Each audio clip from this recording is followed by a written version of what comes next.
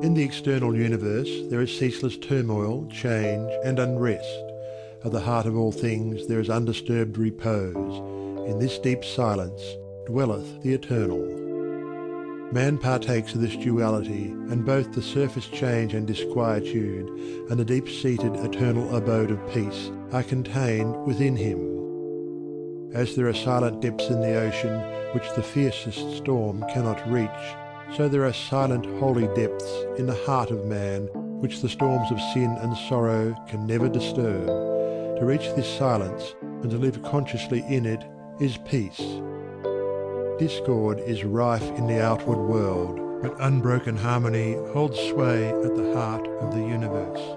The human soul, torn by discordant passion and grief, reaches blindly toward the harmony of the sinless state, and to reach this state and to live consciously in it is peace. Hatred severs human lives, fosters persecution, and hurls nations into ruthless war. Yet men, though they do not understand why, retain some measure of faith in the overshadowing of a perfect love. And to reach this love and to live consciously in it is peace. And this inward peace, this silence, this harmony, this love is the kingdom of heaven, which is so difficult to reach because few are willing to give up themselves and to become as little children.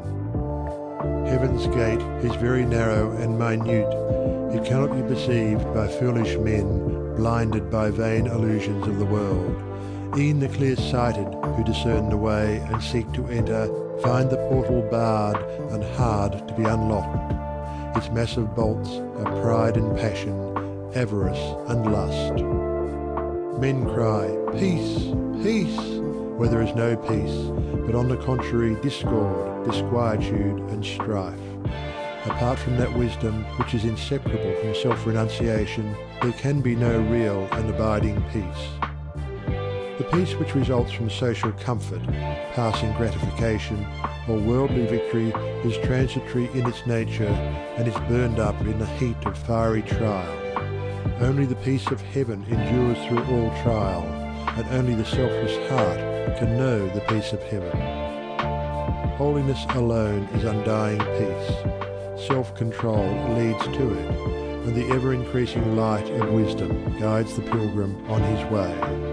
It is partaken of in a measure as soon as the path of virtue is entered upon, but it is only realized in its fullness when self disappears in the consummation of a stainless life.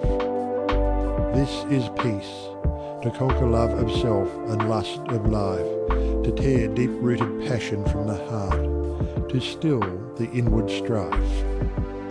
If, O reader, you would realize the light that never fades, the joy that never ends, and the tranquility that cannot be disturbed, if you would leave behind forever your sins, your sorrows, your anxieties and perplexities, if, I say, you would partake of this salvation, this supremely glorious life, then conquer yourself. Bring every thought, every impulse, every desire into perfect obedience to the divine power resident within you. There is no other way to peace but this, and if you refuse to walk it, your much praying and your strict adherence to ritual will be fruitless and unavailing, and neither gods nor angels can help you. Only to him that overcometh is given the white stone of the regenerate life, on which is written the new and ineffable name. Come away for a while from external things, from the pleasures of the senses, from the arguments of the intellect, from the noise and the excitements of the world, and withdraw yourself into the inmost chamber of your heart, and there, free from the sacrilegious intrusions of all selfish desires, you will find a deep silence, a holy calm, a blissful repose, and if you will rest a while in that holy place, and will meditate there, the faultless eye of truth will open within you, and you will see things as they really are. This holy place within you is your real and eternal self. It is the divine within you, and only when you identify yourself with it can you be said to be clothed and in your right mind. It is the abode of peace, the temple of wisdom, the dwelling place of immortality. Apart from this inward resting place, this mount of vision, there can be no true peace, no knowledge of the divine. And if you can remain there for 1 minute, 1 hour, or 1 day, it is possible for you to remain there always. All your sins and sorrows, your fears and anxieties are your own, and you can cling to them, or you can give them up. Of your own accord, you cling to your unrest. Of your own accord, you can come to abiding peace. No one else can give up sin for you. You must give it up yourself. The greatest teacher can do no more than walk the way of life for himself and point it out to you. You yourself must walk it for yourself. You can obtain freedom and peace alone by your own efforts, by yielding up that which binds the soul and which is destructive of peace. The angels of divine peace and joy are always at hand, and if you do not see them or hear them and dwell with them, it is because you shut yourself out from them and prefer the company of the spirits of evil within you. You are what you will to be, what you wish to be, what you prefer to be. You can commence to purify yourself, and by so doing can arrive at peace, or you can refuse to purify yourself and so remain with suffering. Step aside then, come out of the fret and the fever of life, away from the scorching heat of self, and enter the inward resting place where the cooling airs of peace will calm, renew, and restore you. Come out of the storms of sin and anguish.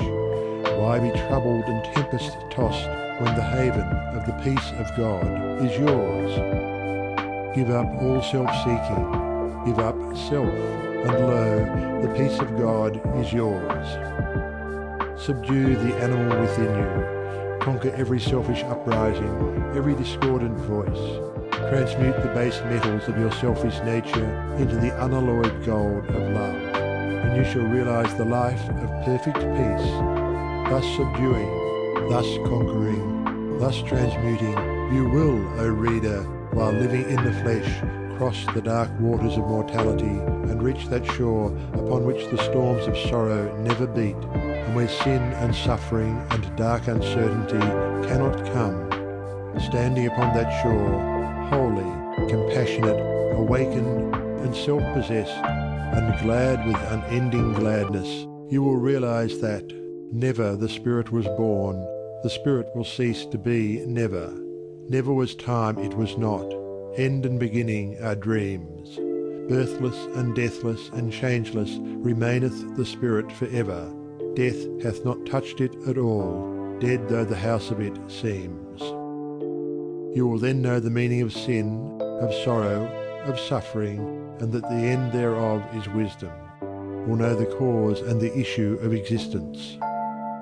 And with this realization you will enter into rest, for this is the bliss of immortality, this the unchangeable gladness, this the untrammeled knowledge, undefiled wisdom and undying love. This, and this only, is the realization of perfect peace. O thou who wouldst teach men of truth, hast thou passed through the desert of doubt? Art thou purged by the fires of sorrow? Hath ruth the fiends of opinion cast out of thy human heart? Is thy soul so fair that no false thought can ever harbour there? O thou who wouldst teach men of love, hast thou passed through the place of despair? Hast thou wept through the dark night of grief? Does it move, now freed from its sorrow and care, thy human heart to pitying gentleness, looking on wrong and hate and ceaseless stress? O thou who wouldst teach men of peace, hast thou crossed the wide ocean of strife? Hast thou found on the shores of the silence release from all the wild unrest of life? From thy human heart hath all striving gone, leaving but truth and love and peace alone? End of section 7. End of The Way of Peace by James Allen. Recording by L.G. Park.